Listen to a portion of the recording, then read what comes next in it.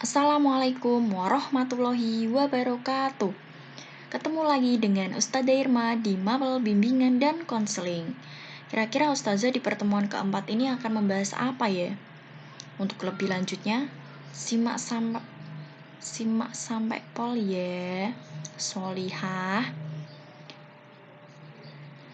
Ya, yang akan kita bahas adalah pengendalian emosi.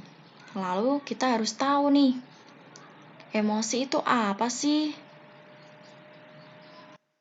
Kenapa emosi bisa muncul ya?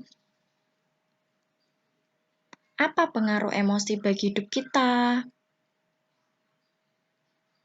Lalu, gimana cara mengendalikan emosi? Kita akan ulas, kita akan gali lebih dalam. Ya, apa itu emosi? Kita harus tahu dasarnya terlebih dahulu ya, sebelum kita tahu lebih lanjut. Berasal dari bahasa Latin, artinya bergerak. Maksud dari bergerak itu, ketika kita berjalan, pasti yang bergerak apa? Kaki. Kaki kita akan bergerak. Ketika kita mau lari, apa yang akan bergerak? Kaki juga. Itu namanya emosi saat kita meluapkan sesuatu hal kayak olahraga gitu. Jadi kan kita yang gerak adalah kakinya. Selanjutnya, dalam bahasa Inggris, emosi itu emotion. Kenapa? Karena ada kata motion. Ini contohnya orang kalau marah, pasti jengkel, kayak gitu sampai bener-bener jengkel, pengen marah. Itu salah satu luapan emosi. Kalau tiba-tiba ada orang yang jelek-jelekin kita, bercandain kita yang berlebihan, kadang kita disangka orangnya baperan, kok kamu juga ikut emosi, padahal memang kan tingkat emosional seseorang tuh beda-beda gitu kan. Kita harus bisa memahami orang lain.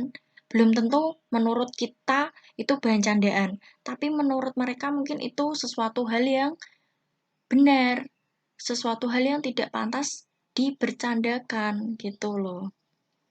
Kita harus tahu, harus bisa memilah bahan candaan. Selanjutnya kalau selain marah, jadi emosi itu apa ya?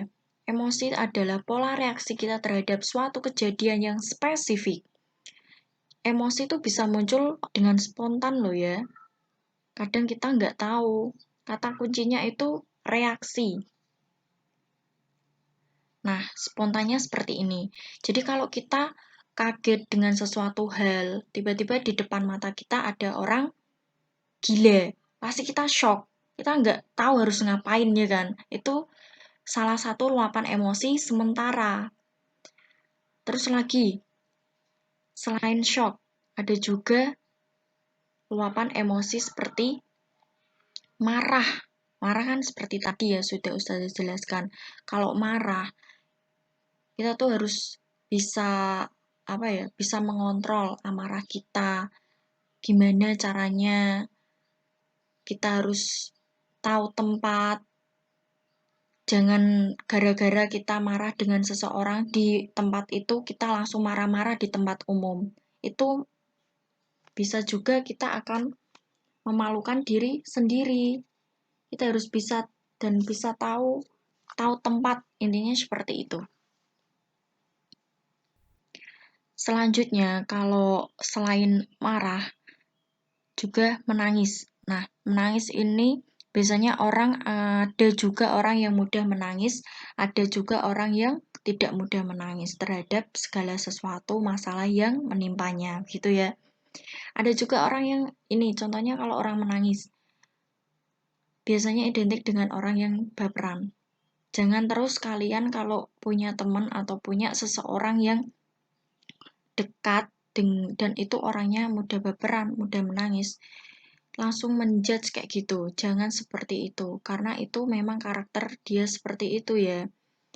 Dengarkan dulu kalau misalkan dia curhat, dengarkan dulu kalau dia cerita sampai akhir, sampai dia bisa meluapkan emosi nangisnya itu. Kita harus bisa memahami. Biasanya malah ada ya, teman kita curhat, dan dia sampai nangis. Dan kita merasa iba, kita tiba-tiba ikut nangis juga. Itu namanya bisa merasakan yang orang lain rasakan. Itu timbul reaksi spontan. Itu ya, contohnya nangis. Selain itu juga, kalau nangis, kenapa ya bisa seperti itu ya? Emosi juga dipengaruhi oleh pengalaman, latar belakang, dan budaya. Karena dipengaruhi itu. Selain emosi juga ada mood dan perasaan. Ada bedanya. Emosi, perasaan, dan mood. Apa bedanya? Nah, kira-kira apa ya menjadi pembeda antar ketiga-tiganya itu tadi ya? Seperti yang Ustazah sampaikan sebelumnya, bahwa emosi adalah reaksi spontan, kaget kayak tadi. Kalau orang kaget, biasanya kan kita langsung berekspresi melongo. Nggak mungkin kan kaget kita tiba-tiba langsung meneteskan air mata.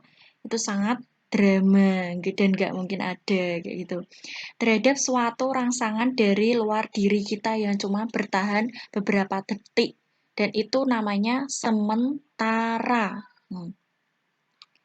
Jika emosi dikasih arti, ada artinya juga loh ya, maka akan menjadi perasaan. Nah, bedanya itu, perasaan itu bisa muncul dari emosi itu tadi. Jadi ketika kita, nah sebentar, jadi ketika kita merasakan suatu emosi terus kita hubungin sama pengalaman kita, maka muncullah perasaan. Bisa dipahami? Bahwa merasakan suatu emosi terus-menerus dihubungkan dengan pengalaman-pengalaman kita. Nah, pasti kan akan menimbulkan suatu perasaan sedih, perasaan pengen marah, kok dulu aku bisa begini ya, kok dulu aku bisa begitu ya. Nah, itu namanya perasaan.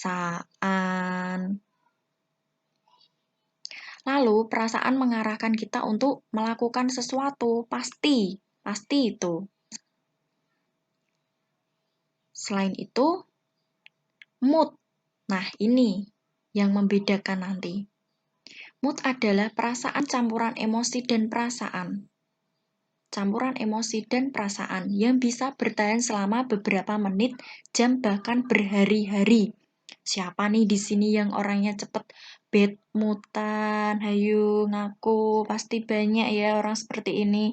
Tiba-tiba nggak ada apa-apa, bad mood, teman-teman dimarahin, teman-teman dikacangin, diajak ngomong nggak jawab, respon negatif, bukan berarti not respon malah kayak gitu. Banyak ya pasti. Itu ada beberapa hal, emosi sama perasaannya muncul bebarengan. Biasanya muncul bukan karena kejadian. Emosi datang duluan, spesifiknya spontan kalau emosi itu. Lalu diikuti oleh perasaan. Mood campuran antar keduanya, yaitu antar emosi dan perasaan. Bisa timbul mood tadi. Dari mana ya asalnya? Kapan saja sih reaksinya itu? Emosi bisa muncul setiap saat. Nah, tiba-tiba kalau kita nggak tahu apa-apa kok emosian kayak gitu. Dari mana emosi ini berasal ya? Kira-kira dari mana ya? Emosi berasal dari reaksi-reaksi kimia yang ada di otak. Reaksi-reaksi, misalkan kita dijahatin orang lain, kita kesal, kita marah, pasti timbul emosi marah. Itu reaksi-reaksi kimia yang ada di otak, spontan gitu. Apa fungsi emosi pada hidup kita? Walaupun emosi itu sangat menjengkelkan terlihatnya ya,